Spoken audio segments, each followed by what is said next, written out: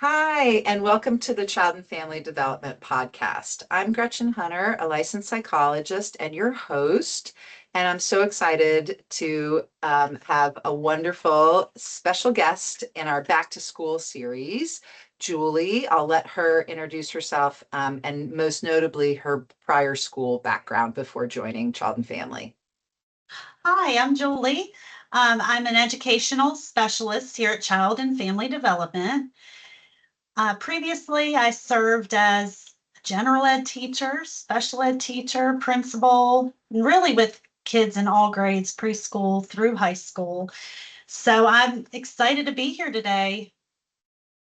We wanted to get a back to school edition because special education law and practices can be so daunting for the families that I work with, that our clinicians serve, whether they're presenting with emotional or behavioral or learning difficulties.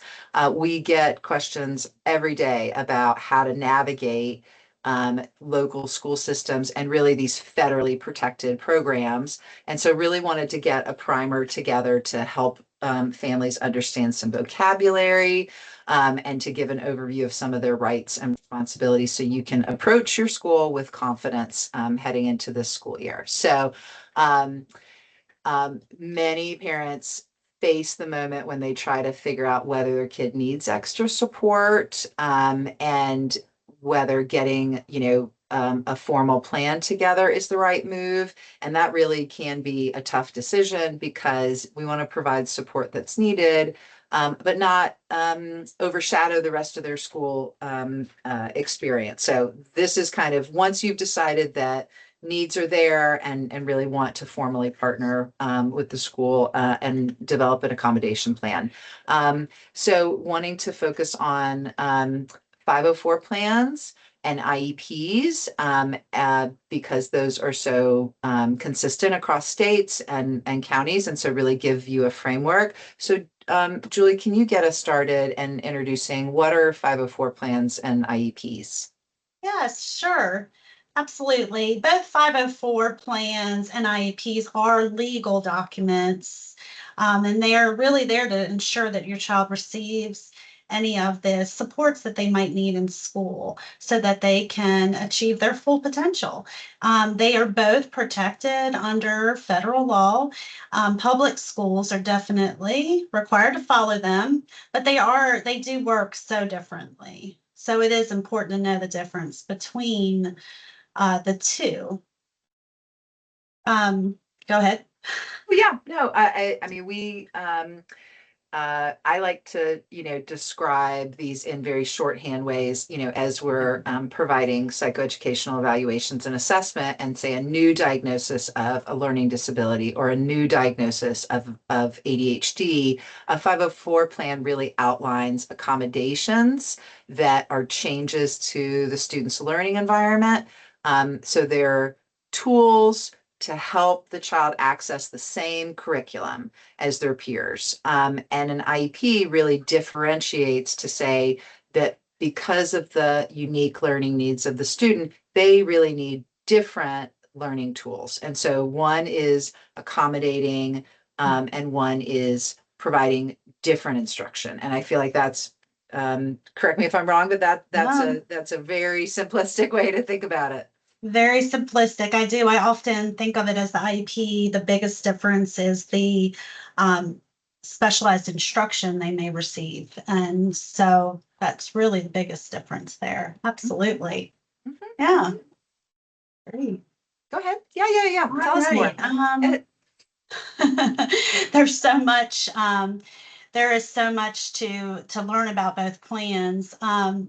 Another thing, the 504 is a little bit more general. There's the ability to reach more disabilities, if you will, where the IEP is focused on the IDEA law, which is a federal special education law, and there are 13 categories involved in it. So, um, you Can you know, give us an example of some yeah, of the accommodations that could yeah. be present in a 504 before we dive into Oh, an IP? before, sure, absolutely, absolutely.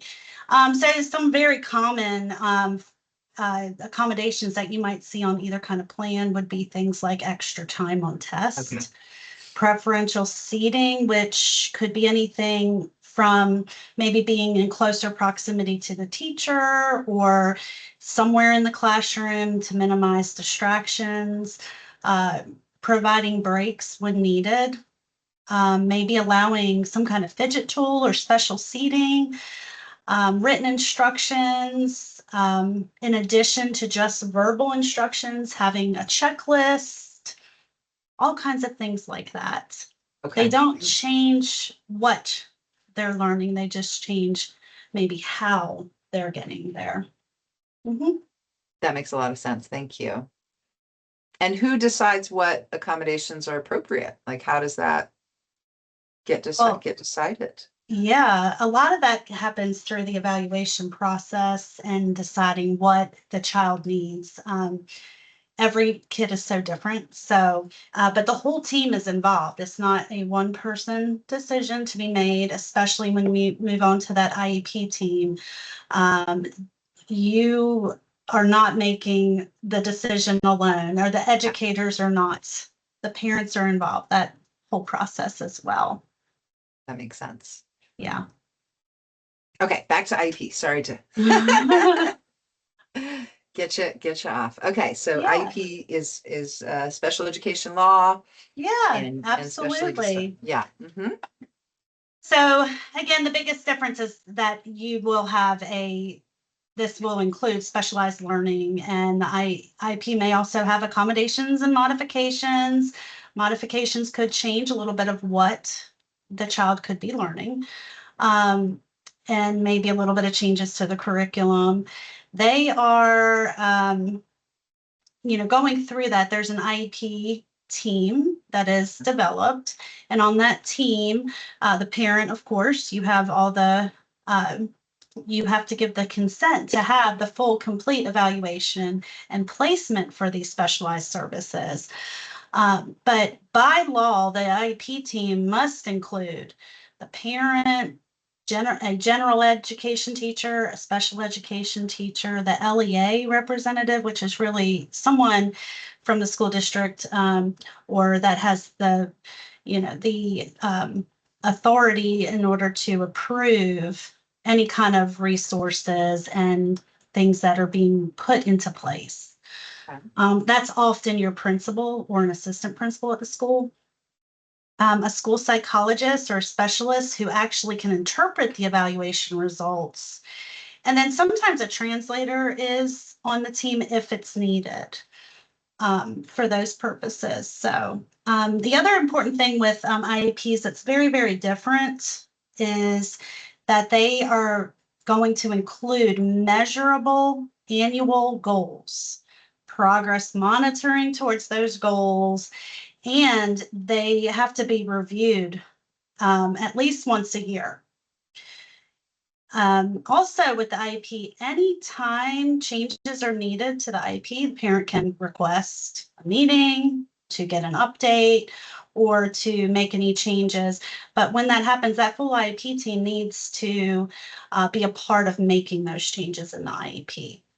So, um, yeah, that's pretty much in a nutshell. Are parents allowed to invite other people to join the team, like to come with them, either, people who know the student or to help them understand the school rules? I mean, I think about, going to a meeting with all, you Yeah. mentioned all these, all these people, that could be that can be hard to, and this is all new for a parent. They're not familiar with these laws or vocabulary. Is it okay Yeah. for parents to invite someone from outside to come, a professional or even a Yes. friend? Hmm. Yes, absolutely. And sometimes parents do bring someone else to help navigate that whole process. Absolutely. Especially if they know the child. It's another perspective. Hmm. Yes. And do the do the kids participate in these meetings? Mm, yes, a child, well, once the child reaches the age of 16, absolutely, they'd be part of writing that transition plan, they call it, when we're, getting ready for making those big goals going forward throughout the school year. They can attend younger, but So typically that not until about age 16. Gotcha. So younger, you want to be able to speak freely about the child's, strengths and Yeah, weaknesses, and that might be hard for them. But yeah, again, you're saying like once they're an adolescent, you really want I'd them to be say. a part of Mhm. it so that they can understand what they're Yeah, and make decisions about what kind of learning and what yeah. kind of okay. That makes a I lot of absolutely, sense.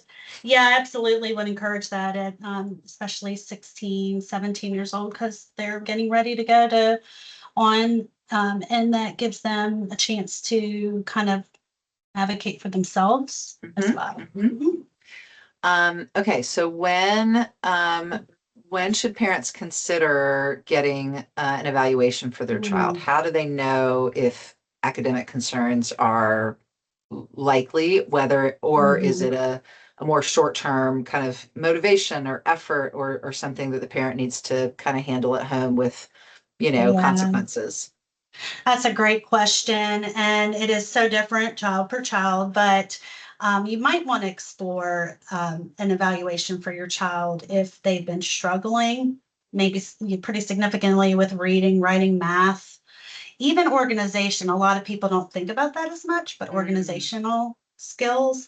Um, it could be maybe you've noticed they're really having a difficult time paying attention or impulse control, showing signs of anxiety or emotional dysregulation sometimes is a reason to pursue an evaluation. Maybe they're having trouble with social skills, peer relationships. Some students have a previous medical diagnosis that was, fine how it had been, but now maybe they're at a certain age and it's starting to affect or impact their learning. um, Maybe despite no matter what you've done, you've tried tutoring, your child's teacher has tried different types of supports in the classroom, and it just seems like no matter what, they're still not quite closing that gap, or maybe they're falling behind even more. Maybe they've got some behavioral challenges at school. You're seeing a little more frequent disciplinary mm, referrals. Um, but again, it's the gap that you are noticing between their ability and then their performance. okay, And so that's when you want to reach out and makes get that sense. started. Mhm. So, so the school could say, the classroom teacher with your Yes. conferences or their annual, they might say, hey, here's your Mm, EOGs. And so the teacher might bring up those concerns. But are you saying like absolutely. the parent can say these grades don't really match? Absolutely. I know what my kid's capable of. I'm really concerned that they're Yeah. not showing. Like, you're saying the parent can request an You evaluation? can. You don't really have to wait for the school to suggest the evaluation. As a parent, you have the right to request an evaluation at any time and for any reason. So you don't even need to have a doctor's note first or anything like that. You just reach out to your child's teacher, would be probably what I would do first. Or the guidance counselor, maybe the principal or another administrator at the school is usually the best first step.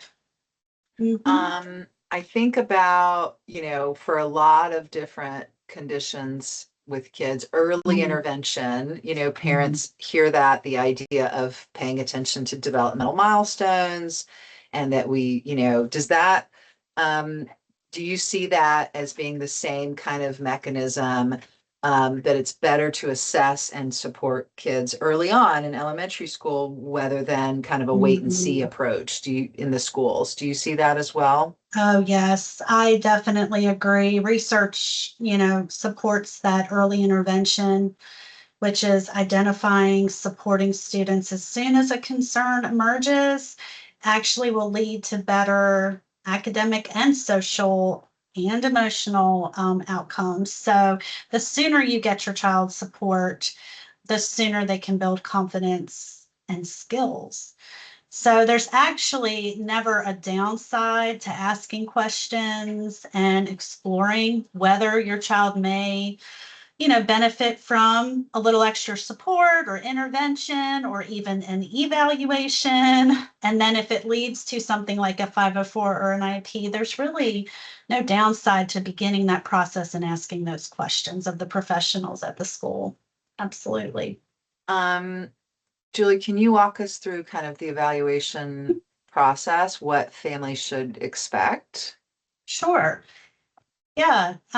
During the evaluation process, it can seem like a long journey sometimes. So, the first step is make the request. So, that may have been done by the child's teacher, but if not, you could also um, request the evaluation to begin. So, um, email works great as a suggestion. Just a little side note, just send an email, creates a nice paper trail saying something like, I'm requesting that my child be evaluated for a 504 IEP plan due to concerns about.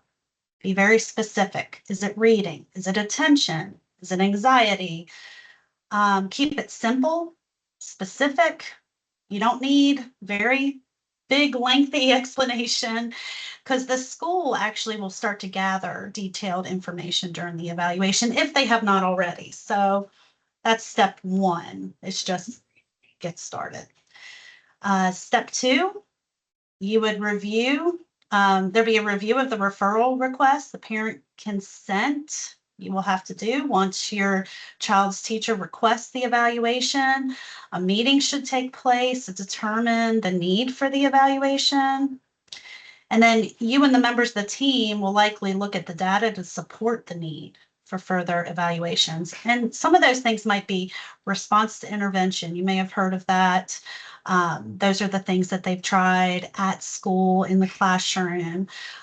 Report cards, other teacher made assessments, observations, things like that. Um, you know, uh, Once you understand what and how your child will be evaluated, you will then you're also going to be giving the school permission to move forward. So nothing happens without that permission.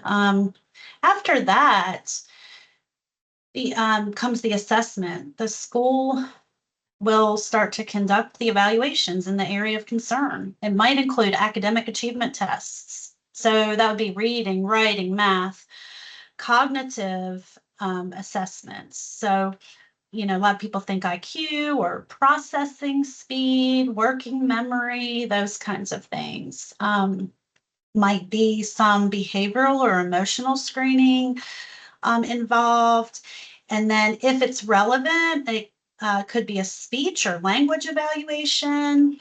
And then, along with that, too, will come some classroom observations, review of all the school records, grades. So, what should you expect? Your child may be pulled out of class for testing sessions. They're designed to be low pressure and just to understand the needs and strengths of your child. Nothing pass fail or anything like that. So, your role, schools often ask parents to complete questionnaires. Um, and those are mostly about maybe any behaviors you see at home and also developmental history that only mom or dad may know. Um, so just be honest because every little bit of information is very helpful to this team and it is kept highly confidential. So, step four, the eligibility meeting after testing is complete. The school holds that eligibility meeting with the team, including you. Um, They'll review the evaluation results and determine whether your child qualifies. Is it a better fit to have a 504 plan or an IEP? Really just depends on what the findings are. So, I yeah, go I was ahead. just gonna say that it's so helpful as a licensed psychologist out in outside of schools. All of this is, it's just helpful, I think, because I've never, this has never been part of my job is to, understand this process. I've never worked in a school, so a lot of our awareness, pediatricians and clinical providers that are, providing a clinical diagnosis of ADHD, we then say, take the documentation and go to the school and they'll do some magic. And so, it is really helpful to like understand coherently, like these are the steps and really, kind of work it like this is very helpful. I feel Yeah. like, and Yeah. not straightforward or easy to understand for Yeah. parents. Like how do parents learn what the process is from the school? Does the school educate them on the process? Yeah, they definitely should and can. And as those concerns come up, you will receive information from them on what to expect and timelines and everything else. So it should be a good it should be a good amount of information coming, especially if you're getting to that point. I think the biggest thing I've seen with parents over the years is just, speaking up and advocating for your child is just so important. And sometimes the concerns are, I don't know, more obvious to you at home or vice versa. That is the Mm, difficult thing, too. Sometimes it's maybe on the teacher side, they're seeing things that the parents aren't and vice versa. But that talk, that very first step is just so important to open that door of communication. Um, because it all leads back to, like we said a little earlier, to that early intervention, mhm. you know, to get I that. feel like that's such a good point because often, with if I'm working with a child in therapy or our providers here, that's they're describing very private or, working on the kid's behavior in the afternoons. Yeah. Sometimes the teacher is just shocked to hear Yeah. that the kid is keeping it together all day at school and is such a rule follower and then is having a lot of trouble with emotional regulation at home. It's the same kid, but they're behaving two Yeah. ways in two different environments, and that's okay, and it's all the same Absolutely. kid. It is. And it can be an indicator of so many different things that could Right, be going on. And right, so, which is why getting to the bottom of that is yeah. so important, finding the support that you need can be such a relief in the end of this big process that is just so hard to get through sometimes. It takes time and patience, but it is definitely, yeah. Well, So, I can think of, lots of families that really once the kid and the kid themselves, right, getting through and then getting a plan that works well, it absolutely increases their yeah, confidence and absolutely. they're able to um, learn the skills they need and feel so much better about doing it. So I agree. You got to be brave to speak up and kind of be willing to work with the school on some of these concerns. But it's an important step. How long should parents expect? Yeah, I feel like sometimes I get yeah. questions about that. It does take a little bit of time. So, um, all of these steps take time to put together. I guess about 60 to 90 days you can expect from the request to the decision, the eligibility decision meeting, usually all the way from 60 to 90 days, though it varies. That varies a little bit. Some of this varies a little bit from state to district. So some schools have the ability maybe to move a little bit faster, but don't hesitate to follow up if you haven't heard back. That's a big step. So Um, absolutely. any tips that you have for Hmm. parents of things you've learned along the way to help Sure. keep them organized or be a part of the team that's successful? Sure, absolutely. Well, keep in mind the whole time the team wants your child to succeed. You want your child to succeed, so does everyone else. So you're partners in this process. Tips for productive conversations and things start with the shared goals. We both want your child to be successful. You've noticed certain concerns. You want to explore ways to support them.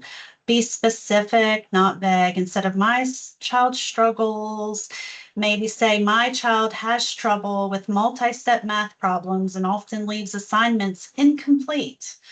That's a little more specific. Listen actively because teachers have very valuable insights into your child's classroom behavior and learning patterns. They're with them all day long. And so listen closely to some of the things they are saying. Stay calm and collaborative. Those, even if the conversations can feel sometimes tense, try to maintain, just that calm feeling. Because again, goes back to we all have the same goal, right? Everyone on the team has the same goal in helping your child succeed. Something, yeah, Well, I feel yeah. like from a parent's perspective, sometimes I hear that when a teacher raises concerns about behavior or emotional control with a parent, that can be hard to manage because it feels like this is a choice the child is making, Yeah. or that maybe this is the assumption is that somehow their parenting skills are lacking. And I Mm, think that sometimes I have to, help them think through, behavior and emotions are ways that kids communicate. that's right. Learning frustrations can definitely come out in those ways, and kids need skills to be able to manage that. So, I don't think the teacher is really trying to say that anything negative about your kid. They're trying to communicate that your kid is having a hard time in these Yes. areas. And so, we as parents need to try as much as we can to be able to, be open to observations, even if it doesn't feel great initially to hear that your kid is struggling. In an area. That's the best way we can work with them and help figure out how to help. Yes, I agree. Definitely. So, some things that you might want to consider bringing to the meetings too, just some other things I'm thinking of, a list of your concerns, any outside evaluation. Sometimes maybe there's been a medical diagnosis, maybe the pediatrician has given a diagnosis that might be helpful to know, or ADHD or something that has been evaluated outside of school. Work samples showing areas of struggles and strengths. And that strengths word is important too. I think a lot of times we get so bogged down into, oh, this is what my child can't do. To me, as in my role now, especially knowing the strengths, I think is just as much, helpful in identifying what's going on too. So definitely bring both notes on what has worked and what hasn't worked. That's always interesting. And then questions that you want answered. I would carry, I would carry a notebook and have that with me. That way, through the process, you have it all in one place. So, Um, can you share what some of the rights are that parents have during sure. meetings? Yeah. So, I mean, some of the things, the first thing that's coming to mind right now is from the beginning of the meeting, we were talking a little bit about bringing a trusted friend or a family member. Absolutely. Um, you can request more time if feel rushed. Continue. You can ask to continue the meeting at another time. You can disagree. If you don't agree with the plan, you can request changes or pursue a dispute resolution. Um, you can ask for everything in writing, get a copy of any plan or decision. And then, of course, you can request an interpreter if English is not your first language. I think that's a really important one too to remember. If English is not your first language, definitely request an interpreter to help. That Yeah, makes sense. just a few things I could think of. Yep. Mhm. Um, so what happens? Okay, you go to the meeting, you agree on a plan, and the plan's in place. Like, what happens next? Okay. After the plan's in place, implementation is the big word. So once once that plan is approved, the school must follow it. It document should outline the diagnosed disability, the present levels of performance. So that's your foundation of the IEP, the present levels of performance, the specific accommodations or modifications, specific, tailored, measurable annual goals. That will be on the IEP only, but making sure those are all there. What exactly is my child receiving the special education services? What goals are they working on? How are they going to meet it? And yeah, how are these goals going to be measured? Make sure you understand that. How progress will be measured, and your annual review estimated date should be there too. Again, either plan should be reviewed once a year. So you will have, you know, more progress monitoring. The schools track whether the plan is working. For IEPs, it's formalized through progress reports. 504s, maybe monitoring a little, it's really a little less formal there, but you can always ask, how is it working? Are these accommodations that, you know, being tracked, and how much are they helping? So always ask, is my child making progress towards their goals? Are the accommodations being implemented consistently? And do we need to adjust anything? So, One thing that I wanted to see what you thought, we kind of talk about, there's developmental expectations when, a child's in elementary school, mhm, really the adults are making decisions and the child's participating. But I think about as children get into adolescence, mm, helping the adolescent buy in to the idea of these are the accommodations I need. I need to ask for the accommodations I need. I need to like advocate for myself and tell my teacher. And the idea that we can't make a student take extra time for a test, even that's correct. though all the adults know that that would probably be good. And so um, I think about the importance of the team and that the student is a member of the team and trying to help them increase their maturity and their insight and kind of why these things would be good so that they're not feeling different from their peers, so that they're Yeah. willing to accept accommodations and support so they can show what they know. Did you ever find that kind of in middle school or high school, environments that the kids, all the adults agreed that they could have these accommodations, but they would refuse to use them? Absolutely. Oh, I agree with you very much there. No, and it is tricky.